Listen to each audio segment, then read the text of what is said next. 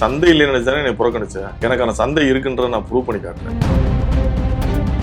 PVR வந்ததுக்கு அப்புறம் தான் இந்த ஒரு சிஸ்டம் வந்துருக்கு. எல்லா லாங்குவேஜ் படமும் இங்க கொண்டு வந்து போடலான்னு. புஷ்பா, காந்தாரா, எங்க மாநில மொழி படங்களுக்கு நீ முன்னுரிமை கொடுக்கணும்னு சொல்ல வேண்டிய கட்டாயத்தில் இருக்கான். ஒண்ணு ஜனநாயகன் பராசக்தி வருது, ஆந்திரால வந்து படச்சிருங்க பாக்குறேன். கொஞ்சம் கொஞ்சமா சின்ன படங்களை தவிர்க்கிறாங்க. யார் படம் எடுக்க வருவா? தமிழ் சினிமாவுக்கு எவ்வளவு பெரிய ஆபத்துன்னு பாருங்க. சின்ன படம் அப்படிங்கிற காரணத்துக்காக நிராகரிச்சாங்க அப்படின்னு சொல்றீங்க. ஆனா இன்னொரு பக்கம் தமிழ் படம்ன்றதுக்காக நிராகரிக்கிறாங்க அப்படின்னு சொல்றீங்க. தமிழ் படங்கள் எண்ணிக்கை பாக்குறது குறைஞ்சிச்சா நீங்க என்ன பண்ணுவீங்க? 30-40,000 குடும்பம் பாதிக்கப்படும்.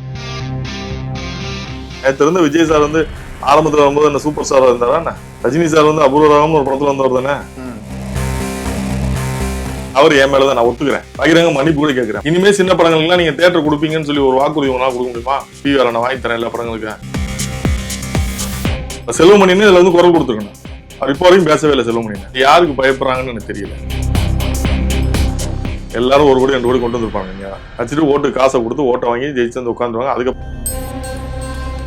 கொடுத்துட்டு ஓடலையா தூக்கு. அதுக்கு உனக்கு 100% உரிமை இருக்கு. கொடுக்கவே மாட்டேன்றதுக்கு உனக்கு ரைட்ஸ் இல்லையே. மத்திய அரசினுடைய அந்த ஸ்க்ரூட்டினைசேஷனுக்குள்ள வருது இல்லையா? அப்படின்னா மத்திய சென்சார் கொடுக்காம தான் நான் கொண்டு போறேன். தமிழ்நாட்டுல 1200 கிட்ட தியேட்டர்கள் இருக்கு. அதுல வெறும் 27 மட்டும் தான் உங்களுக்கு கொடுத்துருக்காங்கன்னு சொல்றீங்க. சிறைன்னு ஒரு படம் வந்திருக்கு. அது ஒரு சின்ன பட்ஜெட் படம் தான். ஆனா அதுக்கான நல்ல ரெஸ்பான்ஸ் வந்திருக்கு. தியேட்டர்ஸும் கொடுக்குறாங்க. உங்கள் அபிமான தங்கமயிலில் 34ஆம் ஆண்டு விழா கொண்டாட்டம். சிறப்பு சலுகையாக நீங்கள் வாங்கும் தங்க நகை சேதாரத்தில் 50% வரை தள்ளுபடி. விகடனின் சிறப்பு நேர்காணலுக்கு வரவேற்கிறோம். சல்லியர்கள் திரைப்படம் இன்னைக்கு ஒரு பேசுபொருளாகி இருக்கு. படைப்பாற்றலை மட்டுமே முன் வச்சு பெரிய பட்ஜெட் இல்லாம சின்ன பட்ஜெட்ல உருவாகிற படங்களுக்கு தமிழ்நாட்டுல இருக்கிற திரையரங்கங்கள்ல இடம் கொடுக்கறது இல்ல அப்படிங்கிற ஒரு குற்றச்சாட்டை அந்த படத்தினுடைய வெளியீட்டாளரும் தயாரிப்பாளரும் திரு சுரேஷ் காமாட்சி வந்து சொல்லியிருக்காரு. அந்த பிரச்சனை என்ன அப்படிங்கறத பத்தி தான் இன்னைக்கு நம்ம அவர்கிட்ட பேசி இருக்கிறோம். சார் வணக்கம். வணக்கம் சார். முதல்ல இந்த படத்தை பத்தி ஆரம்பிக்கலாம்னு நினைக்கிறேன். சல்லியர்கள் அப்படிங்கிற தலைப்புக்கு என்ன அர்த்தம்? இந்த படம் எதை பத்தி பேசுது? சல்லியர்கள்ன்றது மருத்துவ பிரிவை பத்தி பேசக்கூடியது. சல்லியம்ன்றது அந்த ஊசி தான், அந்த நீடில் இருக்குல்ல, அந்த ஊசி தான் சல்லியன்ற சொல்றோம். பட் மருத்துவ பிரிவு வந்து ஒரு கதை. எங்க ஃபேமிலியில எங்க அண்ணன் வந்து ஆர்மியில இருந்தவர். அவரு மருத்துவ பிரிவுல தான் இருந்தாரு. பட் நம்ம ராணுவத்துல மருத்துவம்னு ஒண்ணு இருக்குன்னு தெரியும். மருத்துவ பிரிவு ஒண்ணு இருந்துச்சு, அந்த காலத்தை வந்து இருந்தாங்க அப்படின்றது தெரியாது. புதுசா இருந்தது எனக்கு. அது பங்கர் வச்சுட்டு அதுல நம்ம சொல்ல வர்ற விஷயம் என்னன்னா, எதிரியா இருந்தா கூட வந்து மருத்துவர்கள் வந்து அந்த உயிரை காப்பாற்ற வேண்டிய பொறுப்பு வந்து அவருக்கு இருக்கு. ராணுவத்துல இருந்தாலும் எதிரிகளா இருந்தாலும் உயிரை காப்பாற்ற வேண்டிய அந்த பொறுப்பு இருக்குன்றத அதோட மையக்கரு. நம்ம இதை கொண்டு போய் சேர்க்க வேண்டிய தேவை இருந்தது. என்னன்னா வந்து தவறான ஒரு புரிதல் இருக்கு. அவங்க வந்து சிறு ஆட்களை வந்து ராணுவத்தை பயன்படுத்தினாங்க, அவங்க வந்து போதைப் பொருள் கடத்தினாங்க அப்படின்ற மாதிரி நிறைய குற்றச்சாட்டு வைக்கிறாங்க. அப்படிலாம் இல்லை. ஒரு தனி மனிதன் முப்படையும் கட்டமைச்சு ஒரு நாட்டை உருவாக்கி இவ்வளவு கட்டுப்பாடா வச்சிருந்ததுன்றது எந்த நாட்டிலையும் நம்ம வாழ்ந்த சமகாலத்தில் நம்ம கேள்விப்பட்டதே கிடையாது. எந்த ஒரு நாட்டிலும் நடந்தது இல்லை. அப்படி நம்ம வாழ்ந்த காலத்துல வந்து சமகாலத்துல ஒரு மிகப்பெரிய தலைவன் ஒரு நாடை உருவாக்குறது முப்படையும் கட்டியமைக்கிறது தனிப்பட்ட ஒரு நாளில் முடியுமா? நம்ம சான்ஸே கிடையாது யாராலையும். அரசாங்கங்களாலே முடியல. தனி ஒரு மனிதன் வந்து அப்படி உருவாக்கியிருக்காருன்றது மிகப்பெரிய. அந்த உருவாக்கப்பட்ட அமைப்பும் எவ்வளவு ஒழுக்கமா அவங்க அதை பண்ணாங்கன்றது பெரிய விஷயம். அதை இன்னைக்கு அடுத்த ஜென்ரேஷனுக்கு கடத்த வேண்டிய தேவை நமக்கு இருந்தது. அது என்னால பண்ண முடியல மீன்ஸ் நான் வந்து கமர்ஷியல் படங்கள் பண்றதுனால நான் அதை பத்தி யோசிக்கல. நான் வியாபாரமா ஒரு படம் பண்ணிட்டு கிட்டு வந்து அந்த மாதிரி ஒரு படைப்பை பண்ணிட்டு வரும்போது இதை கொண்டு போய் சேர்க்க வேண்டிய பொறுப்பாக நமக்கு இருக்கட்டும். நம்ம இந்த காலத்துல இருக்கோம். ஒரு தமிழரா வந்து நமக்கு இதுக்கான பொறுப்பு இருக்குன்னு நினைச்சிட்டு இந்த படத்தை கொண்டு போய் சேர்க்க நினைச்சிட்டேன். இந்த படத்தை வெளியிட்டு வச்சுக்கணும். அடிப்படையில இந்த படத்தினுடைய அந்த கதைக்களம் தான் நீங்க அதை ரிலீஸ் பண்றதுல பிரச்சனையை ஏற்படுத்துதா? நான் வந்து கற்பனையா ஒரு விஷயத்த பேச எனக்கு தெரியல. நான் எனக்கு ஏற்பட்ட அனுபவங்களை தான் சொல்ல முடியும். இப்படி நடந்துச்சா அப்படி நடந்தா திரைமுறையில் என்ன நடந்துச்சுன்னு எனக்கு தெரியல. இல்லாத ஒரு விஷயத்த வந்து இவங்க அப்படி பண்ணாங்க, அவங்க அப்படி பண்ணாங்க. இதுல நடந்தது பிவிஆர்ல திரையரங்கு கொடுக்கல. அதுக்கான காரணம் எனக்கு தெரியாது. ஏன் கொடுக்கலன்றது சின்ன அவங்க சொன்ன ரீசன் வந்து சின்ன படங்களுக்கு கொடுக்க மாட்டோம் அப்படின்னா, நீங்க சின்ன படங்களுக்கு வர 90% படம் சின்ன படம் தானே. 10 நடிகர்கள் தான் பெரிய நடிகர்கள். வருஷத்துக்கு 10 படம் தான் வரும். அப்ப நீங்க இதை படம் சின்ன படங்களே இல்லைன்னு சொன்னா நீங்க எப்படி நீங்க வந்து தொழில் நடத்துவீங்க? இந்த படத்தினுடைய இயக்குனர் கிட்டு அவர் வந்து ஏற்கனவே மேதகு அப்படின்னு ஒரு படத்தை எடுத்திருந்தாரு. அது வந்து இங்க உள்ள சிக்கலை பாருங்களேன். இங்க பிவிஆர்னு ஒரு அமைப்பு தேட்டர் இருக்குன்னா அவங்களுக்கு வந்து நம்ம படம் மட்டும் முக்கியம் இல்லை. ஹிந்தி படம் ஓட்டுறாங்க, இங்கிலீஷ் படம் ஓட்டுறாங்க, மலையாள படம் ஓட்டுறாங்க, மாற்று மொழி படங்கள் படம் போட்டுறாங்க. அதனால அவங்களுக்கு கண்டென்ட் கரெக்டா ஃபீட் ஆகுது. புஷ்பா, காந்தாரா எல்லாம் ஓடுறாங்க. அதனால அவங்களுக்கு வந்து பிரச்சனை இல்ல. நம்ம படங்கள் பெரிய ஆர்டிஸ்ட்கள் படம் வந்தா போதும்ன்ற நிலைக்கு அவங்க தள்ளப்பட்டாங்க. நம்ம கிட்ட இன்ஃபுளுன்ஸ் பண்ணி இந்தி படங்கள்லாம் ஓட்ட ஆரம்பிச்சிட்டாங்க இங்க. இப்ப நமக்கு அதுக்கு ஒரு சந்தை உருவாயிருச்சுங்க. நீ மாற்று மொழி படங்களுக்கு ஒரு சந்தை உருவாயிருச்சு. அப்ப என்ன பண்றாங்க, கொஞ்சம் கொஞ்சமா சின்ன படங்களை தவிர்க்கிறாங்க. இது எவ்வளவு பெரிய ஆபத்துன்னு பாருங்க. தமிழ் சினிமாவுக்கு எவ்வளவு பெரிய ஆபத்துன்னு பாருங்க. அப்ப புதுசா வர இயக்குநர்களோட நிலைமை என்ன? இந்த பெப்சின்னு வச்சிருக்க 25,000 பேர் கிராஃப்ட் வச்சிருக்காங்க, அவங்களோட தொழிலோட நிலைமை என்ன? அப்ப இந்த சின்ன படங்களை ரிலீஸே பண்ண மாட்டேன்ட்டாங்க, தேட்டரே கொடுக்க மாட்டேன், யார் படம் எடுக்க வருவா? அப்புறம் இவங்களுடைய நிலைமையில என்ன ஆகும்? அப்போ ஒட்டு மொத்தமா ஒரு சமூகத்துடைய தொழிலாளர்கள் மொத்தமா 30-40,000 குடும்பம் பாதிக்கப்படும். இவங்க எடுக்கிற அந்த டிசிஷன் அவங்களுக்கு பிரச்சனை கிடையாது. அவங்களுக்கு என்னன்னா, என் படம் தமிழ் படம் இல்லைனாலும் அவங்களுக்கு ஹிந்தி படம் இருக்கு, மலையாள படம் இருக்கு, அந்த சந்தையை உருவாக்கிட்டாங்க, அதுக்கான ஆடியன்ஸ் இருக்கு. அப்ப அவன் பிசினஸ் பண்றதுக்கு எந்த பாதிப்பும் இல்ல. பாதிப்பு நமக்கு தான். அப்ப நம்ம இங்க ஒரு தீர்க்கமான முடிவு எடுக்க வேண்டியது இருக்கு. எங்க மாநில மொழி படங்களுக்கு நீ முன்னுரிமை கொடுக்கணும்னு சொல்ல வேண்டிய கட்டாயத்தில் இருக்கான். இது யார் செய்யணும்? அரசாங்கம் செய்யணும். இல்ல, அதுதான் என்னோட கேள்வி. இப்ப பிவிஆர்ல வந்து சின்ன படமே வரது இல்லையா அப்படின்னு கேட்டா வருது. ஆனா உங்க படத்தை நிராகரிக்கிறதுக்கான காரணம் என்ன அப்படின்னு? சின்ன படங்கள் கொடுக்கறதுல இருந்தே சொல்றாங்க அவங்க. ஆனா இந்த வாரமே 2 சின்ன படம் வந்திருக்கு. அப்ப அவங்க என்ன, இந்த படத்துக்கு ஆள் வராதுன்றாங்க. நான் என்ன கேட்கிறேன், ஆள் வராது நீ எப்படி சொல்ல முடியும்? அந்த படத்தை பார்த்தாங்களா அவங்க? பார்க்கவே இல்லையே. நீ பார்க்காமதான் ஆள் வராதுன்னு சொன்னா நீ எப்படி முடிச்சு? பார்த்தா கூட நீ எப்படி தீர்மானிக்க முடியும் ஒரு படம்? ரெவி வேற பிரதர். விகடன்ல ஒரு மதிப்பெண் கொடுப்பீங்க, இன்னொரு ஒரு மதிப்பெண் கொடுப்போம். அது ஒரு படம் வந்து ஒருத்தர் பாக்குற பார்வை, என்னை பத்தின பார்வை உங்களுக்கு ஒரு மாதிரி இருக்கு, இன்னொருத்தருக்கு ஒரு மாதிரி இருக்கு, இன்னொருத்தருக்கு அதை வச்சு ஒட்டுமொத்த நீங்க என்ன மதிப்பீடு செய்யறது வந்து ஒட்டுமொத்த ஜட்மெண்ட் கிடையாது. ஒரு படமா அப்படித்தான். நீங்க ஒருத்தர் பார்த்துட்டு நல்லா இல்லைன்றதுக்காக அந்த நீங்க விமர்சன ரீதியா விமர்சனம் பண்ணப்பட்ட எத்தனையோ படங்கள் ஹிட் ஆயிருக்கு. அப்ப மக்கள் ஒரு விஷயத்தை ஏத்துக்கிறா, நீங்க ஒரு விஷயத்த பண்றீங்க. அப்ப நீ தனி மனிதனா நீ படமே பார்த்திருந்து நல்லா இல்லைன்னு சொன்னா கூட அது உனக்கு ரைட்ஸ் கிடையாது. நீ தேட்டர் கொடுக்கணும்ன்றதான் கட்டாயம். அதுதானே தேட்டர் வச்சிருக்க. நீ வியாபாரம்ன்றது அப்படித்தானே. கொடுத்துட்டு ஓடலைன்னா தூக்கு, அதுக்கு உனக்கு 100% உரிமை இருக்கு. நான் லாஸுக்கு படம் ஓட்ட முடியாதுங்கன்னு சொல்லு, அது தப்பு கிடையாது. கொடுக்கவே மாட்டேன்றதுக்கு உனக்கு ரைட்ஸ் இல்லையே. இல்ல, அது இலங்கையில நடக்கிற அந்த பிரச்சனை அப்படிங்கறதுனால வந்து இந்த படத்தை வந்து இலங்கையில என்னோட தமிழ் சமூகத்துல நடக்கிற பிரச்சனை உனக்கு அக்கறை இல்ல, விட்டுரு. மலையாளத்துல நடக்கிற பிரச்சனை, கன்னடா நடக்கிற பிரச்சனை, மகாராஷ்டிரா நடக்கிற பிரச்சனை எனக்கு தேவையா? அது மட்டும் நான் தெரிஞ்சுக்கணுமா? ஆனா இது மத்திய அரசினுடைய அந்த ஸ்க்ரூட்டினைசேஷனுக்குள்ள வருது இல்லையா? இலங்கையில அப்படின்னா மத்திய சென்சார் கொடுக்காம இருந்தா நான் கொண்டு போறேன். மேதவை கொண்டு வந்தனா?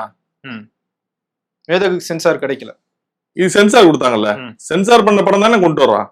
நீ மத்திய அரசுடைய விதிமுறைகளுக்கு உட்பட்டு தானே நம்ம செயல்படுறோம். மத்திய அரசு வந்து உங்களுக்கு தேட்டர் கொடுக்கூடாதுன்னு சொல்லியிருக்கா? அப்படியேதான் இருக்கலாம், போகவே மாட்டோமே. அரசு வந்து ஒரு சட்டத்தை நமக்கு வைக்குதுன்னா அந்த சட்டத்தை மதிக்க வேண்டிய கடமை வந்து ஒவ்வொரு குடிமகனுக்கு இருக்கு. அப்படி அரசு சொன்னுச்சுன்னா நாங்க செய்ய மாட்டோம். அரசு சொல்ல, தனிநபர் நீ செய்யற, அதுதான் கேட்கிறான். அரசு அப்படி சொல்றது மாதிரி இருந்தா காம்படிட்டிவ் கமிஷன் இந்தியால இருந்து ஏன் போன் அடிச்சு கேட்கறாங்க? ஏன் கொடுக்கல அப்படின்னு சொல்லி ஏன் கேட்க போறாங்க? இப்ப கேட்டிருக்காங்களா? நீங்க கேட்டிருக்காங்க. ஏன் நீங்க வந்து கம்ப்ளைண்ட் கொடுங்க, உங்க ஒட்டுமொத்த இஷ்யூஸையும் கம்ப்ளைண்ட் கொடுங்க அப்படின்னு கேட்கறாங்க. ஏன் கேட்கணும்? ஒரு எந்த மாநிலமா இருக்கட்டும் பிரதர், அந்த மாநிலத்தில் உள்ளவங்களுக்கு முன்னுரிமை கொடுக்கணும். நீங்க தொழில் பண்றதுக்கு அவன் வேற எங்க போய் தொழில் பண்ணுவான்? நான் இந்த மாநிலத்தில் இருக்கேன்னா நான் எனக்கு இங்கதான் எனக்கு தொழில் பண்றதுக்கு வாய்ப்பு கொடுக்கணும். ஓகே, நீங்க உங்க சேனலே இருக்குன்னா உங்க சேனல் நீங்க யாரை நம்பி இந்த சேனல் நீங்க தமிழ் மக்கள் நம்பி தானே பண்றீங்க. நான் பார்க்க மாட்டேன், விகடனா பார்க்க மாட்டேன்னு சொன்னா ஆதாரக்காரன் கர்நாடகாரன் பார்ப்பானா? நீங்க ஏன் சேவை செய்யணும் இந்த மக்களுக்கு? ஏன் உங்க செய்தியை கொண்டு போய் கடத்த நினைக்கிறேன்? இல்ல, நீங்க அந்த ஆங்கிள் சொன்னீங்கன்னா பிவிஆர் மட்டுமா நிராகரிச்சிருக்காங்க? எல்லாருமே அதான். இவங்க மனநிலை என்னன்னா, இவங்களுக்கு இப்படி ஒரு பிவிஆர் வந்ததுக்கு அப்புறம் தான் இந்த ஒரு சிஸ்டம் வந்துருக்கு. எல்லா லாங்குவேஜ் படமும் இங்க கொண்டு வந்து போடலான்னு. இப்ப நீங்க ஆந்திரால வந்து நீங்க மலையாள தெலுங்கு உங்களுக்கு தெரியும் நினைக்கிறேன், அங்க உள்ள படங்களுக்கு தான் முன்னுரிமை. கர்நாடகா இப்ப ஒண்ணு ஜனநாயகன் பராசக்தி வருது, நீங்க வந்து ஆந்திரால வந்து போட சொல்லுங்க பாக்குறேன். நடக்காது, அந்த கவர்மெண்ட் ஒத்துக்க மாட்டாங்க. அப்ப நம்மளை மட்டும் நீங்க இது ஏன் பிரச்சனை மட்டும் இல்ல பிரதர். நான் பேசுறேன், யாரும் பேசல, வாய் இல்லாம நிறைய பேர் இருக்காங்க. இதுக்கு முன்னாடி பிவிஆர்ல உங்களுடைய படங்களும் ரிலீஸ் ஆயிருக்கு. நான் சொல்ல, நான் எல்லா படங்களுக்குமான நான் பிவிஆர் மேல எனக்கு தனிப்பட்ட முறையில் எந்த வருத்தம் கிடையாது. நான் என்ன சொன்னா, ஒட்டுமொத்த இண்டஸ்ட்ரி உங்க பாலிசி டீசனால ஒட்டுமொத்த இண்டஸ்ட்ரி நசுங்க, ஒட்டுமொத்த சினிமா. இது இந்த ஆபத்து தெரியாம இங்க இருக்காங்க எல்லாருமே. இது சுரேஷ் காமாட்சியோட தனிப்பட்ட பிரச்சனை நினைக்கிறாங்க. இல்ல, ஒட்டுமொத்த பிரச்சனை இந்த இண்டஸ்ட்ரியை நசிக்கிறான். எவனுமே சின்ன படம் ரிலீஸ் பண்ண முடியாது, சின்ன படம் எடுக்காம இருந்தானா எப்படி அவங்க தொழிலாளர் சங்கம் நடக்கும், எப்படி இயக்குனர் சங்கம் ரன் ஆக, எப்படி தயாரிப்பாளர் சங்கம் இயங்க, என்ன எப்படி நடக்கும்? அப்பெல்லாம் சங்கத்தை எல்லாம் மூடிட்டு நீங்க வரல உங்க வேலையை போய் பாருங்க, எல்லா படமும் நாசமா போயிடும். ஆனா சின்ன படங்கள் தமிழ் சினிமாவோட ஹிஸ்டரி எடுத்து பார்த்தோம்னா எப்பயுமே கஷ்டப்பட்டுட்டு தானே இருந்திருக்கு ரிலீஸ் ஆகுறதுக்கு. இப்ப மட்டும்தான் அந்த பிரச்சனை ரொம்ப அதிகமா இருக்கு. ஆரம்பத்துல இருந்து இருக்குனால ஒவ்வொரு ஷோ கொடுப்பாங்க, 2 ஷோ கொடுப்பாங்க. முன்னாடிலாம் வந்து நீங்க பழைய படங்கள்லாம் நமக்கு வந்து ஃபர்ஸ்ட் சிட்டில ரிலீஸ் பண்ணுவாங்க, அப்புறம் என்எஸ்சில ரிலீஸ் பண்ணுவாங்க, அப்புறம் அங்கிட்டு பிஎன்சில போகும், அப்படி மாறி மாறி போகும். ஒரு இடத்துல ஹிட் அடிச்சு நீங்க ஓடலைன்னா கூட சிட்டில ஓடாம தூக்கிட்டாங்கன்னா கூட திரும்ப அங்க போய் ஹிட் அடிச்சதுக்கு அப்புறம் திரும்ப சென்னைக்கு கொண்டு வருவாங்க. அப்படி ஹிட் ஆனதுனாலதான் இன்னைக்கு இவ்வளவு நடிகர்கள் இருந்தாங்க. அன்னைக்கு வந்து இவ்வளவு பேர் நடிகர்கள் இருந்தாங்க, டைரக்டர்கள் உருவானாங்க. இன்னைக்கு லைஃப் டைம் ரொம்ப கம்மி. ஒரே ஷோல முடிஞ்சிடும், 11 மணி ஷோலே முடிஞ்சிடும், ஜெயிச்சானா தோத்தானான்றது. அப்படி லைஃப் டைம் ரொம்ப கம்மி வந்துட்டாங்க. அப்புறம் எப்படி இண்டஸ்ட்ரி க்ரௌத் ஆகும்? இப்போ அவங்க வந்து ஒரு டிமாண்ட் வைக்கிறாங்க, நீங்க 8 வாரத்துக்கு அப்புறம் நீங்க ஓடிடில ரிலீஸ் பண்ணணும். உங்க தேட்டருக்கு ஆள் வரலன்னு நீங்க சொல்றீங்க, எங்க படமே உங்க தேட்டருக்கு கொண்டு வர மாட்டீங்களா நீங்க? அப்ப எங்களுக்கு என்ன சொல்யூஷன் இருக்கு? நீங்க முதல்ல எங்க படங்களுக்கு முன்னுரிமை கொடுங்க, தமிழ் படங்களுக்கு முன்னுரிமை கொடுங்க, அப்புறம் வாங்க மாற்று மொழி படங்களுக்கு அப்புறம் வாங்க. நீங்க ஒரு தயாரிப்பாளர், உங்களுக்கு இந்த சினிமால இருக்கிற பிசினஸ் எல்லாம் தெரிஞ்சிருக்கும். திரையரங்க உரிமையாளர்கள் அவங்க என்ன சொல்றாங்க அப்படின்னா, இந்த மாதிரியான சின்ன படங்களுக்கு கொடுக்கும்போது முதல் நாள் காட்சியில பெரிய கூட்டம் வரமாட்டேங்குது, நாங்க எப்படி பிசினஸ் நடத்துறோம்? வாடகை கொடுங்க, வாடகை கொடுங்க, வாடகை எடுத்து நடத்துறோம். வாடகை நீங்க கொடுத்துறேன்னு சொல்றாங்க, கொடுக்குறோம், வரமாட்டாங்க. ஏன்னா அங்க வந்து அவங்க திரைப்படங்களை வெளியிடுறது திரைப்பட வருமானத்துக்கு மட்டும் இல்ல, அங்க உள்ள கேண்டீன் வருமானத்துக்கும். அதுதான் இங்க சிக்கல். நான் ஒரு ஷோக்கான காசு நான் கொடுத்துறேன், நீ படம் ஓடட்டும், ஆள் வருதோ இல்லையோ நான் கொடுக்குறேன், பரவாயில்ல, மவுத் டாக்ல வரட்டும், வெயிட் பண்ண முடியாது. ஏன்னா நீ ஷோ எடுத்தாலும் நீ ஆளை கூட்டு போய் உள்ள விடணும், அவன் போய் அந்த பாப்கார்னை வாங்கணும், அங்க உள்ள ஐஸ்கிரீமை வாங்கணும், அங்க உள்ள வாட்டர் கேனை வாங்கணும். அதான் உங்களுக்கு காசு. ஏன்னா 10 ரூபா பாப்கார்ன் இங்க 300 ரூபா 400 ரூபாய்க்கு விற்கும். இது 190 ரூபா டிக்கெட் வந்து அவங்களுக்கு வந்து ஒரு 60 ரூபா போச்சுன்னா எனக்கு 40 ரூபா வரும். 40 ரூபா அதுல எல்லாம் போய் எனக்கு 30 ரூபா தான் வரும். அப்ப அவங்களுக்கு இது வந்து மார்ஜின், இது 60% அவங்களுக்கு ப்ராஃபிட், அங்க வந்து 90% ப்ராஃபிட் இருக்கு. எது அவங்களுக்கு முக்கியம்? அப்படி பாக்குறாங்க. அவங்களுடைய லாப கணக்கு தான் பாக்குறாங்களே தவிர சினிமாவுடைய அது அவங்களுக்குமே அவங்க என்ன நினைக்கிறாங்கன்னா, நமக்கு அது இந்த பிவி ஆனதுக்கு அப்புறம் மாற்று மொழி படங்களுக்கான ஒரு சந்தை உருவானவன இப்படி வந்துருச்சு. இது வந்தோன்னு இப்படி போய் இது என்ன ஒட்டு மொத்தமா நீங்க தமிழ் வளர்க்குறோம் அதை வளர்க்குறோம், ஒன்னும் வளர்க்க முடியாது. நாடுகளும் ஹிந்தி மலையாளம் தெலுங்கு எல்லாம் வளர்ந்துட்டு போறீங்க, தமிழ் வளராது. கொஞ்சம் கொஞ்சமா ரசிக்கப்படுறோம், அவ்வளவுதான். தமிழ் படங்கள் எண்ணிக்கை பாக்குற குறைஞ்சிச்சுன்னா நீங்க என்ன பண்ணுவீங்க? இல்ல இன்னொரு கிளாரிட்டி கொடுங்க. இது வந்து சின்ன படம் அப்படிங்கிற காரணத்துக்காக நிராகரிச்சாங்க அப்படின்னு சொல்றீங்க, ஆனா இன்னொரு பக்கம் தமிழ் படம்ன்றதுக்காக நிராகரிக்கிறாங்க அப்படின்னு சொல்றீங்க, தமிழ் சினிமா வந்து அழிஞ்சிருன்னு சொல்றீங்க. இதை எப்படி எடுத்துக்கிறது? கான்ட்ராஸ்டா இருக்கு. கான்ட்ராஸ்டா இல்ல, தமிழ் படங்கள் பெரிய படங்கள் கொடுக்குறாங்க, சின்ன படங்கள் நான் என்ன சொல்றேன், சின்ன படங்கள் தான் நாளைக்கு பெரிய படங்களை உருவாகும்ன்ற.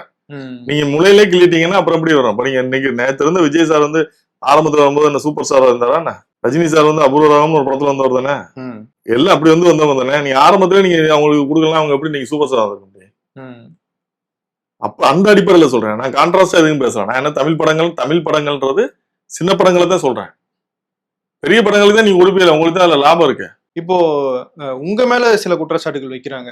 குறிப்பா வந்து திரையரங்க உரிமையாளர்கள் சங்க தலைவர் திருப்பூர் சுப்பிரமணியம், அவர் வந்து முன்னாடியே சொல்லியிருக்கணும் எங்க கிட்ட, முன்னாடியே வரல, வியாழக்கிழமை வருதுன்னா புதன்கிழமை தான் சொல்றாங்க. நானும் அந்த பதிவை பார்த்தேன். நான் முன்னாடிலாம் இல்ல, ஒரு வாரத்துக்கு முன்னாடியே சொல்லியாச்சு, ஒரு மாசத்துக்கு முன்னாடி தேட்டர் போட்டாச்சு. அண்ணனுக்காக ஒரு விஷயம் சொல்றேன், என் படத்தை விட்டுருங்க, என் படத்துக்கு கிடைக்கல, நான் வெளியே வந்துட்டேன். இனிமேல் உங்க தேட்டர்ல ஷோ கிடைக்கலன்னு சொல்லி யாரும் சொல்லாத அளவுக்கு நீங்க பாத்துக்கிட்டீங்கன்னா எனக்கு அதுவே என்னோட வெற்றி. நான் கேட்கல, விட்டுருங்க, தவறு என் மேலதான், நான் ஒத்துக்கிறேன், பகிரங்க மன்னிப்பு கூட கேட்கிறேன், பரவாயில்ல. நான் வந்து முதல் கேட்டதுனால நீங்க கொடுக்க முடியல, நான் முதல் கேட்கல, முன்னாடி கேட்டேன், அண்ணன் அப்படி சொல்றாரு, அது விட்டுருங்க. இப்ப அண்ணனுக்கு சொல்றேன், இனிமே சின்ன படங்களுக்குலாம் நீங்க தேட்டர் கொடுப்பீங்கன்னு சொல்லி ஒரு வாக்குறுதி உங்களால கொடுக்க முடியுமா? பிவிஆர் நான் வாங்கி தரேன் எல்லா படங்களுக்கு. அப்ப என்ன சொல்லுவாங்கன்னா, தரமான படங்களா இருக்குன்னு வாங்க. தரமான படம் நிர்ணயிக்க நம்ம நிர்ணயிக்க முடியாது, நம்ம நிர்ணயிக்க முடியாது. யார் நம்ம எப்படி நிர்ணயிக்க முடியும் தரமான படம் சொல்லி? வாய்ப்பு கொடுத்தாதான் தரம் இருக்கா தரம் இல்லையான்னு தெரியும். இங்க நல்லா இருக்குன்னு சொல்ல படமே ஓட மாட்டேங்குது, நான் நல்ல படம் எடுக்கிறேன், தேட்டர்ல போனா ஓட மாட்டேங்குது. அப்ப யாரு நிர்ணயிக்கிறது? நீங்க வாய்ப்பு கொடுக்கும் போதே தெரியும். இப்போ ஒன்றும் இல்லை, அண்ணன் வந்து ஒத்துக்கிட்டு நான் பரவாயில்ல, இனிமேல் சின்ன படங்கள்லாம் நான் கொடுக்கணும்னு சொன்னாலும் சந்தோஷம், நாங்கள் தமிழ் படங்களுக்கு முன்னுரிமை கொடுக்குறோன்னா பரவாயில்ல, என் படம் கிடைக்க போய் வருத்தமே கிடையாது. நானே வந்து நான் எல்லாருக்கும் நன்றி கூறி செஞ்ச, நான் வந்து அவங்களோட தப்பா பேசிட்டேன், அவங்க மன்னிச்சுங்கன்னு சொல்லிட்டு போயிடுவேன், வைக்கிறேங்கம்மா. நான் எனக்காக கத்தலையே, நான் இப்போ எனக்காக கத்தினா நீ தேட்டர் கொடுங்கன்னு சண்டை போட்டு நின்றுகிட்டே இருந்திருப்பேன். நான் நிக்கலையே, நான் அடுத்து நான் ஓடிடி கொண்டு வந்துட்டேன். நான் ஒட்டுமொத்த சினிமாவுக்காக தான் சொல்றேன். நான் இப்போ செல்வமணின்னு இதுல வந்து குரல் கொடுத்துருக்கேன், அவர் இப்போ வரைக்கும் பேசவே இல்லை செல்வமணின்னு. அவங்க ஒட்டுமொத்த தொழிலாளருக்கு எப்படி வேலை கிடைக்கும்? சின்ன படங்களுக்கு இதே இல்லைன்னா செல்வமணி ஒட்டுமொத்த தொழிலாளருக்கு எப்படி வேலை கிடைக்கும்? ஏன் அந்த குரல் கொடுக்க மாட்டாங்க? புரிதல் இல்லாம கொடுக்கலையா இல்ல யாருக்கு பயப்படுறாங்கன்னு எனக்கு தெரியல. இது எதை நோக்கி போகுதுன்னு அவங்க புரிஞ்சுக்கிட்டு குரல் கொடுக்கணும். கொடுக்கவே இல்லை. இன்னி தமிழ் சினிமாவில் யாராவது குரல் கொடுத்துருக்காங்களா பாருங்க. சங்கங்கள் வச்சிருக்காங்க. இப்ப எங்க சங்கத்திலே எலெக்ஷன் நடக்குது. எல்லாரும் 1 கோடி 2 கோடி கொண்டு வந்திருப்பாங்க. நீங்க வச்சுட்டு ஓட்டு காசை கொடுத்து ஓட்டை வாங்கி ஜெயிச்சு வந்து உட்காந்துருவாங்க. அதுக்கப்புறம் நீங்க அந்த இடத்துல ஆளே பார்க்க முடியாது. என்ன அவங்களுக்கே நிக்கிறவங்களுக்கே வந்து இந்த சினிமா அடுத்த கடத்துக்கு என்ன கொண்டு போனா தெரியாது. அவங்க என்ன கேட்டீங்கன்னா என்ன சொல்லுவாங்கன்னா, நாங்க வந்தோம்னா பாருங்க எல்லாருக்கும் வந்து சங்கத்துல நிதியை கொண்டு வந்து வச்சு எல்லாருக்கும் மாசம் மாசம் நாங்க இலவச பென்ஷன் கொடுப்போம், இலவசங்கள் உங்களுக்கு வந்து தீபாவளி பொங்கலுக்கு கிஃப்ட் கொடுப்போம், உங்களுக்கு மருத்துவ காப்பீடு திட்டம் கொடுப்போம். அவங்க இதுக்கு இல்ல சங்கம். அந்த புரிதலே உங்களுக்கு இல்ல. நிக்கிறவங்களுக்கு சங்கம் இதுக்கு இல்ல. தொழிலை முறைப்படுத்துவதற்கு சங்கம். சங்கம் எப்படி நடத்தணும் நீங்க எல்லாம் போய் திருப்பூர் சுப்பிரமணியன் போய் கிளாஸ் எடுத்துட்டு வாங்க. சங்கம்னா என்ன, எப்படி நடத்தணுன்றத இங்க உள்ளவங்க எல்லாம் போய் திருப்பூர் சுப்பிரமணியன் கிளாஸ் எடுத்துருவாங்க. ஏன் இந்த பக்கம் செல்வமணியனே போய் கிளாஸ் எடுங்க. அவர் பெப்சில அவர் ஆரம்பத்துல படைப்பாளிகள் சங்கத்துல இருக்கும்போது எப்படி பேசினாரு, இப்ப பெப்சிக்கு வந்து எப்படி பேசுறாருன்னு அவர்கிட்ட போய் கிளாஸ் எடுங்க. அவர் பெப்சி சங்கத்துக்கு சரியா இருக்காரு. இந்த பக்கம் திரையரங்கு உரிமையாளருக்கு அவர் சரியா இருக்காரு. இங்கிட்ட அருள்பதி உட்காந்துட்டு அவர் சரியா இருக்காரு. பஞ்சாயத்து கரெக்டா பண்றாரு. அருள்பதி வந்து அவங்க வாழ்க்கை ஏதாவது ஒன்னா கொண்டு வந்து கரெக்டா கழுத்தை பிடிச்சி நடிச்சு அவனை கொண்டு வருவாரு. சோ தெளிவா இருக்காங்க. இவங்கதான் வீக்கா இருக்காங்க. தயாரிப்பாளர் சங்கம் தான் வீக்கா இருக்கு. நீங்க இப்ப வந்து சமூக ஊடகங்களை சொல்றீங்க, அந்த விழாவில் சொல்றீங்க. ஆனா முறைப்படி இது ஒரு பிரச்சனையாக இந்த சங்கங்கள்ட்ட நீங்க முறையிட்டீங்களா? யார்கிட்ட பிரதர் போய் ஒவ்வொருத்தரும் திரையரங்க எனக்கு வந்து அந்த இடத்துல பிரச்சனை வருது. அந்த இடத்துல பிரச்சனை வரும்போது நான் போய் 7 மணிக்கு எனக்கு படம் தியேட்டர் கிடைக்கலன்னு தெரியுது. அதுக்கப்புறம் போய் ஒருத்தர் லெட்டர் கொடுத்துட்டு இருக்கணுமா, நீங்க வாங்க நீங்க வாங்க. நான் பேசும்போது நீங்க பின்னாடி வந்து நிக்கணும்ல. இப்ப இவ்வளவு அமைப்புகள் வந்து குரல் கொடுக்குறாங்கல்ல, அவங்களுக்கு என்ன இதுல ரோல் இருக்குன்னு நினைக்கிறீங்க? என்ன ரோல் இருக்கு? எதுக்கு குரல் கொடுக்கணும்? ஒரு தனிமனி பாதிக்கப்பட்டிருக்கான், அவன் பிரச்சனைக்கு குரல் கொடுப்பான். நீங்க அமைப்பா இருந்து நீங்க எவனுமே இது வரைக்கும் வாயை திறக்கலையே. அப்ப எதுக்கு சங்கங்கள்? தனிப்பட்ட வகையில ஆதரவு சொல்றாங்களா? அவங்க தனிப்பட்ட முறையில் போன்ல பேசுறாங்க. நீங்க பேசுனது கரெக்ட், நீங்க வந்து சரியா பேசிட்டீங்க, நீங்க சூப்பரா இருக்கு அப்படி. ஒண்ணு இல்ல சார், காம்படிட்டிவ் கமிஷனுக்கு இருக்க அக்கறை கூட இங்க உள்ள அசோசியேஷனுக்கு இல்ல. அவங்க போன் அடிச்சா ஜாயிண்ட் டைரக்டர் பேசுறாரு. பேசி நீங்க வந்து கம்ப்ளைண்ட் கொடுங்க, ஒட்டுமொத்த பிரச்சனை நாங்க சார்ட் அவுட் பண்ணி தரோன்றாரு. இவங்களுக்கு அக்கறை இல்லையா? ஏன் தனிப்பட்ட வகையில பேசும்போது வெளியே வந்து பேசுறதுக்கு பேசினா ஒரு பயம், அதாவது நம்மள வந்து நம்ம பகிச்சுக்க முடியுமா அப்படின்னு. அப்படிலாம் ஒண்ணுமே கிடையாது சார். நீ வந்து உன் தொழிலை நேர்மையா செஞ்சனா எதுக்கும் பயப்பட வேண்டிய அவசியமே இல்லை. எதுக்கு பயப்படணும்? நம்ம செய்யற தொழிலை நேர்மையா செய்யணும், அவ்வளவுதான். அதுக்கு மேல ஏன் நீங்க பயப்படணும்? எதுக்கு யாருக்கு பயப்படணும்?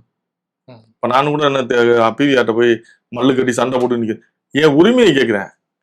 எனக்கு நீ ஏன் தேட்டர் கொடுக்க மாட்டேன்னு கேட்கிறேன். இதுல என்ன தப்பு இருக்கு? எதுக்கு பயப்படணும்? நானா இப்ப பிவிஆர்ட்ட பிச்சையா கேட்கிறேன், எனக்கு காசு கொடுங்க சார் நான் கேட்கிறேன். நான் பயந்து போய் நிக்கிறதுக்கு எனக்கான உரிமையை தானே கேட்கிறேன். அதுல நான் ஏன் பயப்படணும்? இப்போ படம் வந்து கிட்டத்தட்ட 3 ஆண்டுகளுக்கு முன்னாடி முடிஞ்சிருச்சுன்ற மாதிரி சொல்லியிருந்தீங்க.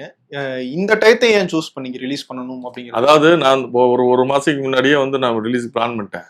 ஒவ்வொரு டைம் வரும்போது பெரிய படங்கள் வந்துகிட்டு இருந்துச்சு. அப்ப நமக்கா வந்து தோணுது இது தப்பான டைம், இது பெரிய படங்கள். அவங்க வந்து ஒரு தேட்டருக்காரங்க வந்து வருமானம் உள்ள படத்துக்கு தான் தேட்டர் போடுவாங்க, நமக்கு தெரியும். நானும் வியாபாரத்துல இருக்கிறேன், நானும் ஒரு வியாபாரி. இப்ப நான் இப்போ ஒரு யூடியூப் சேனல் நம்ம இன்ட்ரி கொடுக்கணும்னா யாரு சப்ஸ்கிரைபர் அதிகமா இருக்குன்னு சொல்லி தான் கொடுக்குறாங்க தயாரிப்பார் இல்லையா? அது வியாபாரம் தான், அது வந்து ரியாலிட்டி. அதை நம்ம அக்செப்ட் பண்ணித்தாங்க. பெரிய படம் வரும்போது நமக்கு தேட்டர் கொடுக்க மாட்டாங்கன்னு நமக்கு தெரியும். நம்ம அதுவே மோத்துறது முறை இல்லை.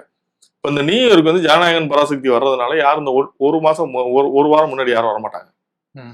1 வீக்கு பெரிய படங்கள் வராது. அப்ப இந்த டைம் வந்து சின்ன படங்களுக்கு சரியான டைம் சொல்லிட்டு இந்த டைம் சூஸ் பண்ணேன். அப்படித்தான் நடந்தது. சின்ன படங்கள் தான் எந்த படம் பெரிய படமும் வரல, அதனால இந்த டைம் சூஸ் பண்ணேன். இதுலயுமே நீங்க கொடுக்கலாம். எப்போ கொடுப்பீங்க நீங்க?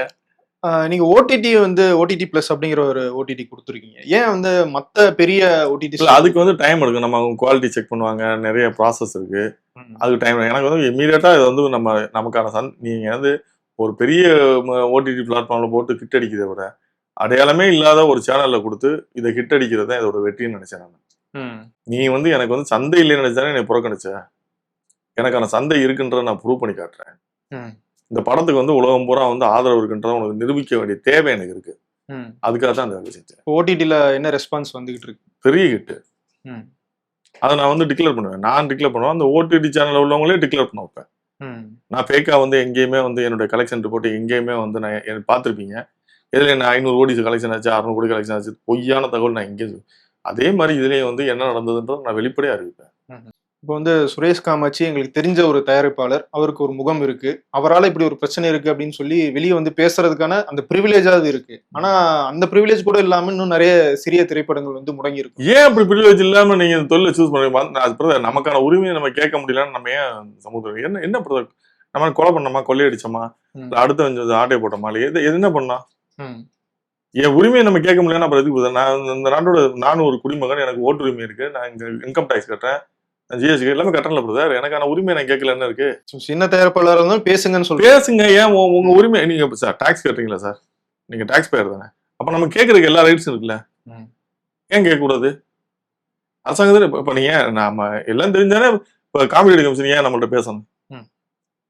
அவங்க என் பிரச்சனையை உணர்ந்ததுனாலதானே அவங்க பேசுறாங்க. ஏன்னா அவன் கத்திட்டு போறான், அவனுக்கு என்ன இருக்கா, நம்ம ஏன் பேசணும் அவங்க நினைக்கலாம்ல.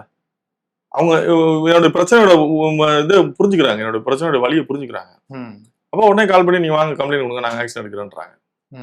ஆனா இதுக்கு ஒரு சொல்யூஷன் ஒண்ணு வேணும் இல்ல? இது இப்படியே நம்ம ஒவ்வொரு தடவையும் பேசுறோம். சொல்யூஷன் காம்படிட்டிவ் கமிஷன் வந்துச்சுன்னா 100% சொல்யூஷன் வரும். நம்ம காம்படிட்டிவ் கமிஷன்ல கேட்க போறதே அதுதான். நீங்க ஒரு ஆளை உங்க காம்படிட்டிவ் கமிஷன் அது என்னன்னு கொஞ்சம் தெளிவுபடுத்திருங்க. அதாவது வந்து தொழில் முறைகளை வந்து முடக்கிறது வந்து காம்படிட்டிவ் கமிஷன் ஆஃப் இந்தியாவில் நீங்க போனீங்கன்னா எந்த தொழிலை முடக்கிறதுக்கு யாருக்கும் அதிகாரம் கிடையாது. தொழிலை வந்து முடக்கவே கூடாது. நீ உனக்கு என்ன ரூலோ அந்த ரூல்ல ஃபாலோ பண்ண சமமான போட்டி உருவாகும். இப்ப நான் போய் கொடுத்தேன்னு வச்சுங்களேன், பிஆர் தேட்டர் கொடுக்கலாம் சொல்ல முடியாது, எல்லாருமே எஃப்ஐஆர் போட்டுருவாங்க. நீங்க இந்த கோயம்புத்தூர் அசோசியேஷன் க்ளோஸ் பண்ணி உள்ள வச்சா கூட சொல்ல முடியாது. 10 பேர் மேலே எஃப்ஐஆர் போட்டு உள்ள வைக்கிற கூட வாய்ப்பு இருக்கு கோயம்புத்தூர் அசோசியேஷன். அப்படி நடந்தா தான் இங்க திருந்துவாங்க. தொழில நியாயமா பண்ணுங்க. உங்களுக்கு வர வேண்டிய காசு இருக்குன்றதை கேளுங்க, அது உங்களுக்கு ரைட்ஸ் இருக்கு. நிறுத்தாதீங்கன்றேன். உனக்கு என்ன அந்த காசை வசூல் பண்றதுல உனக்கு என்ன அங்க சிக்கல் இருக்கு? படத்தை ஓட்டிட்டு படம் வந்தோன்னு நீ காசு எடுக்கக்கூடாதா? இல்ல அடுத்த படம் வரமா என்கிட்ட கூப்பிட்டு பேச முடியாதா? இல்ல நீ அங்கிட்ட முன்னாடி சொல்லி இந்த மாதிரி உனக்கு அங்க பெண்டிங் இருக்கு, அந்த ஏரியால அவர் கொடுக்க வேண்டியது இருக்குன்னு சொல்லி நான் உனக்கு ரெஸ்பான்ஸ் பண்ணாம இருந்தேன்னா ஏன் லாஸ்ட் மினிட்ல செக் வைக்கிற? அப்ப இது அராஜகம்ல இது. அப்ப நீங்க நினைச்சா என்ன வேணாலும் பண்ணலான்ற மாதிரி குறுநில மன்னர்கள் மாதிரி பண்ணிட்டு இருக்கீங்களா? அது தப்புல, அது தப்பான ஆட்டிடியூட். அது இதை ஒரு இயக்கமா மாத்திர எண்ணம் ஏதாவது உங்களுக்கு இருக்கா? இயக்கமால நம்ம இயக்கம் நடத்திட்டு இருக்கிறதுலாம் நமக்கு வேலை இல்லை. நம்ம படம் பண்ண வந்திருக்கோம். அவங்கவுங்க உரிமையை அவங்கவுங்க பேசுங்கன்ற. நம்ம இயக்கம் நடத்திட்டு நம்ம அது வேலை இல்லை. நான் தொழில் பண்ணும்ல, நானும் எனக்கு சர்வைவல் இருக்குல்ல. நான் இயக்கம் நடத்தி நான் என்ன புரட்சி பண்ணிட்டு இருக்கேன். என் பிரச்சனை என் வழியை வந்து நான் உண்மையா நான் வந்து வெளிப்படுத்துறேன், அவ்வளவுதான். ஸோ இப்போ இந்த பிரச்சனை கொஞ்சம் வெளியே 7 கடல் 7 மலை நல்ல ரெஸ்பான்ஸ் வந்திருக்கு. ஏன் இன்னும் தமிழ்நாட்டு படம் வந்து சிறப்பான படம் பிரதர். அது உலக லெவலில் பாராட்டப்படக்கூடிய படம். ராமு இயக்கம் உங்களுக்கு தெரியும், ராமோட படம் எப்படி இருக்குன்னு. எங்களுக்கு வந்து அந்த படத்துக்கான பட்ஜெட்டுக்கு வந்து இப்போ சண்டே வந்து ஓடிடி மார்க்கெட் வந்து அப்படியே இறங்குச்சு, உங்களுக்கு தெரியும் நினைக்கிறேன். அதனால எங்களுக்கு அதை வந்து கரெக்டா வந்து அதை பொசிஷன் பண்ண முடியல, பிசினஸா வந்து இது பண்ண முடியல. அதுக்காக வெயிட் பண்ணிருக்கோம். அதுக்கான வேலைகள் முடிஞ்சிருச்சு. ஏப்ரல்ல ரிலீஸ் பண்ணலாம். எல்லாம் நிறைய பேர் கேட்கிறாங்க சோசியல் மீடியால. இதை நம்ம டீட்டெயிலா உட்காந்து இதுதான் பிரச்சனைன்னு வந்து ஒருத்தரையா சொல்லிட்டு இருக்க முடியாது. வியாபாரத்துல 1000 பிரச்சனைகள் இருக்கும். நான் என் பார்ட்ல தயாரிப்பாளரா நான் வந்து எல்லாம் முடிச்சிட்டேன், படத்தை முடிச்சிட்டேன். பிசினஸ் ஏரியா அப்படி திடீர்னு வந்து இறங்கும்னு யாரும் எதிர்பார்க்கல. இது எல்லாருக்கும் நடந்தது, எனக்கு மட்டும் கிடையாது, ஒட்டுமொத்த இண்டஸ்ட்ரியும் நடந்தது. அப்ப அதுல உள்ள சின்ன சின்ன சிக்கலை சரி பண்ணி கொண்டு வர வேண்டிய தேவை இருக்கு. அதுக்காக வெயிட் பண்ணிட்டு. இந்த இடத்துல திரும்ப ஒரு டவுட் வருது. இப்ப நீங்க பிசினஸ் யோசிக்கும் போது தியேட்டர்ஸும் அப்படி யோசிப்பாங்கல்ல? நான் தப்புன்னு சொல்லவே இல்லையே. நான் எந்த இடத்துல நான் தப்புன்னு சொல்றேன்? நீங்க வாய்ப்பு கொடுத்து ஓடல தூக்குங்கன்னு தானே சொல்றேன். நான் நீங்க தூக்கவே கூடாது, நீங்க போட்டுக்கிட்டே தான் இருக்கணும் அப்படின்னு சொல்லுவாங்க. அந்த ஒரு வாரம் கொடுக்கறது கூட எங்களுக்கு லாஸ் தானே அப்படிங்கிற. ஒரு வாரம் எங்க நீங்க கொடுத்தீங்க? எந்த படம் நீங்க ஒரு வாரம் கொடுத்தீங்க சொல்லுங்க? ஒரு சோலை தூக்கிடுவீங்க. ஒரு வாரம் எந்த படம் கொடுத்தீங்க? அப்படி சொன்னீங்கன்னா கூட நான் ஒத்துக்குறேன். எந்த படம் ஒரு வாரம் கொடுத்தீங்க? நீங்க ஒரு ஷோ தான் கொடுக்குறீங்க. ஒரு ஷோ 2 ஷோ ஃபுல்லாலாம் தூக்கிடுறீங்க. அதே சொன்னேன், லைஃப் டைம் வந்து ஒரு நாள் தான், இங்க ஒரு நாள் கூத்து தான் அப்படின்னு. வாய்ப்பு கொடுங்க, எல்லாரும் சேர்ந்து வளரலாம். அவ்வளவுதான். நீங்க வந்து தனி மனிதன் தோப்பாகாது. ஒரு பினான்சியர் நல்லா இருந்தானா தான் ஒரு தயாரிப்பாளர் நல்லா இருக்க முடியும். ஒரு தயாரிப்பாளர் நல்லா இருந்தா தான் ஒரு டிஸ்ட்ரிபியூட்டர் நல்லா இருந்தா தான் ஒரு எக்ஸிபியூட்டர் நல்லா இருக்க முடியும். நாங்கெல்லாம் நல்லா இருந்தா தான் நடிகர்கள் நல்லா இருக்க முடியும், தொழிலாளர்கள் நல்லா இருக்க முடியும். இங்க எல்லாம் ஒருத்தருக்கு ஒருத்தர் டிபெண்ட் பண்ணி, ஈவன் பத்திரிகை மீடியாவே நீங்க சினிமா சம்பந்தப்பட்ட பத்திரிகையாளர்களை இவங்க நல்லா இருந்தா தான் அவங்க நல்லா இருக்கு. அப்போ எல்லாருமே டிபெண்ட் பண்ணிருக்கு. அப்ப நம்ம எல்லாருமே வந்து ஒற்றுமையா இருக்கணும். துறைக்கான பிரச்சனை தான் இது. நீங்க வந்து எல்லாரும் நேர்மையா பிசினஸ் பண்ணணும்னு வச்சுட்டு நீங்க வந்து உரிமைக்கிறனா தப்பே கிடையாது. நான் பண்றதெல்லாம் ஐக்கியத்தனம் பண்ணுவேன், நான் சண்டை போடுவேன் பண்ணாதான் தப்பு. அப்படி பண்ணாதான் தப்பு. இப்போ சிறைன்னு ஒரு படம் வந்திருக்கு. அது ஒரு சின்ன பட்ஜெட் படம் தான். ஆனா அதுக்கான நல்ல ரெஸ்பான்ஸ் வந்திருக்கு. தியேட்டர்ஸும் கொடுக்குறாங்க. சிறை படம் எப்படி கம்பேர் பண்றீங்க? சிறை படம் வந்து எனக்கு பிடிச்ச படம் தான். நான் அதுல விக்ரம் பிரபுன்னு ஒரு ஆர்டிஸ்ட் இருக்காரு. அது அது பேக்கேஜ் பண்ண லலித்னு ஒரு பெரிய ப்ரொடியூசர், விக்ரம் பிரபுவோட அது முன்னாடியே நிறைய பேருக்கு படத்தை போட்டு காமிச்சிருக்காங்க, பாட்டு காமிச்சு நீங்க சிறையை கம்பேர் பண்ணி எல்லா படத்தையும் பண்ண முடியாது. சிறையோட பட்ஜெட் பாருங்க, இந்த படத்தோட பட்ஜெட் பாருங்க. சிறை வந்து நானே வந்து நிறைய பேருக்கு இப்ப கூட சிறைக்கு வந்து ஒரு ஷோ போட்டிருக்கான். நான் ஆர்கனைஸ் பண்ணி ஒரு டீமை வர வச்சு போட்டிருக்கேன். நல்ல படங்களுக்கு நம்மளே இறங்கி தானே சப்போர்ட் பண்றப்ப லலித்துக்கு எனக்கு என்ன இருக்கு, அந்த படம் நமக்கு பிடிச்சிருக்கு, அந்த படத்தை கொண்டு போய் சேர்க்க வேண்டிய பொறுப்பு எல்லாருக்கும் இருக்குன்றதுனாலதான் பண்றோம் நம்ம. அப்படிதான் நம்ம நீங்க வந்து எந்த படம் கிட்டாலும் அந்த படத்துக்கான செலவு வேற, அந்த படத்தை பொசிஷன் பண்ண வேற. இந்த படத்துக்கு அவ்வளவு செலவு பண்ணி பொசிஷன் பண்றாரு. லலித் வந்து ஒரு 2-2.5 கோடி ரூபாய் செலவழிச்சு அதை பொசிஷன் பண்றாரு. இந்த படத்துக்கு அவ்வளவு செலவு பண்ணி பொசிஷன் பண்ண முடியாது. நீங்க அந்த ரியாலிட்டி எல்லாம் நம்ம புரிஞ்சுக்கணும். ஓகே, தமிழ்நாட்டுல 1200 கிட்ட தியேட்டர்கள் இருக்கு. அதுல வெறும் 27 மட்டும் தான் உங்களுக்கு கொடுத்துருக்காங்கன்னு சொல்றீங்க. அப்ப 27 பேர் எதுக்காக சூஸ் பண்ணாங்கன்னு அது தெரியல. அந்த 27 பேருக்கு நன்றி சொல்லி நிறைய பேர் வந்து அந்த லிஸ்ட் அனுப்புங்க, நாங்க எல்லாம் நன்றி சொல்லணும். நாங்க உலக தமிழர்கள் மற்ற இருக்க இங்க உள்ள தமிழர்களுக்கெல்லாம் வந்து உண்மையாவே வந்து உங்களுக்குலாம் எல்லாருக்கும் நன்றி சொல்லணும். இப்படி ஒரு மனசை உங்களுக்கு இறைவன் கொடுத்துருக்காங்கன்ட்டு ஒரு தமிழ் படத்துக்கு தேட்டர் கொடுக்க கூடாதுன்னு நினைச்சு நீங்க எல்லாம் வாழ்றீங்களா? எதுக்கு அப்படி பணத்தை சம்பாரிச்சு என்ன பண்ண போறோம்னு தெரியல. என்ன ஆக போகுது சம்பாரிச்சு? ஓகே, இப்ப ஃபர்தரா வந்து இதை திரும்ப முழு வீச்சுல தேட்டர் கொண்டு வரதுக்கான முயற்சிகள் ஏதாவது எடுக்கிறீங்களா? நான் வந்து நான் தெளிவா சொல்லிட்டேன், இந்த படத்தை ஓடிடில கிட்ட அடிச்சு எங்களுக்கான சந்தை இருக்குன்றதை நான் ப்ரூவ் பண்ணேன். எனக்கு அதுதான் என்னோட ஆசை. இந்த படம் நீங்க ஓடாதுன்னு நினைச்சீங்கல்ல, எங்களுக்கான சந்தை இருக்குன்றதை நான் ப்ரூவ் பண்ணணும். அதான் என்னோட ஆசை. நான் திரும்ப தேட்டருக்கு கொண்டு வந்து இந்த ஓட்டனெல்லாம் இப்பவும் நிறைய நண்பர்கள் அடிச்சுட்டு நாங்க எங்க ஊர்ல தேட்டர்ல போடுறோம், ஒவ்வொரு ஊர்ல நாங்க தேட்டர் வாடகை எடுத்து போடுறோம்னு சொல்லி கேட்டு பாம்பேல இருந்து அடிச்சாங்க, டென்மார்க்ல இருந்து கூப்பிட்டு நாங்க தேட்டர் ஓவர்சீஸ்ல உலகம் இந்த படம் தேட்டர் போட்டாங்க. யூஎஸ்ல போட்டாங்க, பிரான்ஸ்ல போட்டாங்க, கனடால போட்டாங்க, நார்வேல போட்டாங்க. அங்கெல்லாம் தேட்டர் கிடைச்சிருச்சு. இங்கதான் பிரச்சனை, தமிழ்நாட்டுல தான் பிரச்சனை. அப்ப இங்கே இப்ப தம்பிங்க எல்லாம் நிறைய பேர் அடிச்சு என்ன சொல்றானுங்க, நாங்க தூத்துக்குடியில இருந்து போனச்சு நாங்க தேட்டர் போறோம்னே, நீங்க எங்களுக்கு தாராளமா எடுத்துக்க, வருமானம் பார்க்கணும் இல்ல, எல்லாரும் போய் சேரணும், அவ்வளவுதான். போறோன்னு விருப்பப்பட்டா நீங்க போறதுக்கு ரெடியா இருக்கீங்க. பாம்பேல கேட்டாங்க, ஆனா நாங்க போட்டுக்கலாமான்னு, தாராளமா போட்டுக்க, உனக்கு கண்டென்ட் அனுப்புறேன், போட்டுக்க, போய் சேரட்டும் அப்படின்ட்டு. இப்ப நீங்க சொன்ன சிறையோட ஒரு ஒப்பிட்டு பார்த்தோம். சிறையில வந்து அதிகமா மார்க்கெட்டிங் செலவு பண்றாங்கன்னு சொல்றீங்க, நம்மளால அது பண்ண முடியல அப்படின்னு நீங்க சொல்லும்போது மக்கள் என்ன புரிஞ்சுக்கணும்? ஏன்னா இந்த மார்க்கெட்டிங் எல்லாம் மக்களை போய் தான் சேருது. சோ அவங்க வந்து எது ஒரு என்ன செலவழிச்சீங்கன்னாலும் பிரதர், நீங்க மவுத் டாக்ல வந்து ஒரு படம் பெரிய கிட்ட அடிக்கும், நீங்க வாய்ப்பு கொடுத்தீங்கன்னு வச்சுக்கோங்க. இப்ப நீங்க ஒண்ணும் இல்லை, இப்ப நீங்க ஒருதலை அந்த காலத்துல நீங்க நினைச்சு பாருங்க, சேது அந்த காலத்துல நீங்க நினைச்சு பாருங்க, அந்த படத்துக்குலாம் நீங்க மார்க்கெட்டிங் பண்ணாங்க, 25 நாளைக்கு அப்புறம் கிட்ட அடிச்சு. இன்னைக்கு நிலைமை நினைச்சு பாருங்க, இன்னைக்கு வந்துருச்சுன்னா சேது படம் வந்துருச்சுன்னா பாலா அண்ணன்னு ஒரு டேரக்டர் இங்க வந்துருக்க மாட்டாரு. வாய்ப்பு கொடுத்தாதான் பிரதர். மவுத் டாக்ல நீங்க சில படங்கள்லாம் நீங்க வாய்ப்பு கொடுத்தீங்கன்னா மவுத் டாக்ல போய் பரட்டுமே, என்ன கெட்டு போயிட போகுது, புதுசு புதுசா ஆட்கள் உருவாட்டுமே. நீங்க என்ன ஆசைப்படுறீங்க, நிறைய ஹீரோக்கள் வரணும், புதுசு புதுசா வரணும், நீங்க அப்ப நீங்க கேட்ட போட்டு வச்சீங்கன்னா எங்கிட்ட ஹீரோக்கள் வருவாங்க. படம் ஒரு படம் பார்க்கும்போது பிரதர் இது குவாலிட்டி இருக்கு, இது கொடுக்கலான்னு ஜட்ஜ் பண்ண தெரியும்ல. சரி, பத்திரிகையாளர் பார்த்து நல்லா இல்லைன்னு சொன்னாங்களா? பிரஸ் பார்த்துட்டு நல்லா இல்லைன்னு சொல்லியிருந்தாங்க. உண்மையா பிரஸ் அன்னைக்கு பார்த்துட்டு படம் நல்லா இல்லைங்க, இது தகுதி இல்லாத படம் சொல்லியிருந்தாங்கன்னா நான் அந்த பிரஸ் மீட்டே கொடுத்துருக்க மாட்டேன். தகுதி இல்லாத படத்தை கொண்டு போய் நம்ம போய் நீங்க கொண்டு வந்து போடுன்னு சொல்லி சொல்றது அது வந்து அறமே கிடையாது. ஒரு தகுதியான படத்துக்கு நீ தேட்டர் கொடுக்கலன்றதான் என்னுடைய. சரி, அதை விட்டு நீங்க இந்த வாரத்தில் ரிலீஸ் பண்ண நீங்க படத்துல என்ன படம் பெரிய கிட்ட அடிச்சிச்சு நீங்க சொல்லுங்க, நான் அப்படி வேணா ஒத்துக்கிறேன். உங்க படம் கொடுக்கலனாலும் இந்த படம் போட்டதுனால பெரிய ஹிட்டுங்க, இல்லைன்னா உங்க படம் கொடுத்ததுன்னா இந்த படத்தோட காசை நாங்க மிஸ் பண்ணிருப்பேன் அப்படின்னு சொல்லுங்க. ஒரு படத்தை ஒத்துட்டு வெளியே போயிடுறேன். உங்களுடைய நேரத்துக்கு நன்றி. நன்றி. தமிழக மக்களின் பேராதரவை பெற்ற தங்கமயில் 34ஆம் ஆண்டு விழாவை கொண்டாடுகிறது. சிறப்பு விழா சலுகையாக செயின், வளையல், மாலை, நெக்லஸ் நகைகளின் சேதாரத்தில் 50% வரை தள்ளுபடி. தங்கம் வாங்க தங்கமயிலுக்கு வாங்க.